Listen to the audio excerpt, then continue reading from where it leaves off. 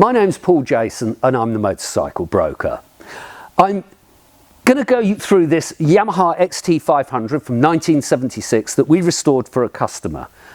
It was quite a long and lengthy process, as it is for all of these machines, but I'll take you through the aim of it, and the whole point of it was about authenticity, about it looking like it was a new motorcycle from the factory rather than, oh, that's a nice shiny restoration.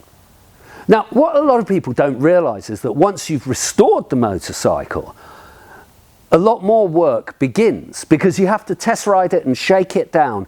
And for example, it took us about 100 miles of test riding to work out that a brand new made in Japan condenser was slowly beginning to fail. It was causing the throttle to hang. And eventually we found it, but it took a lot of shaking down. And you shake out all those little bugs. This one actually has had 217 test miles on it to get it absolutely right. It's now right and it's perfect.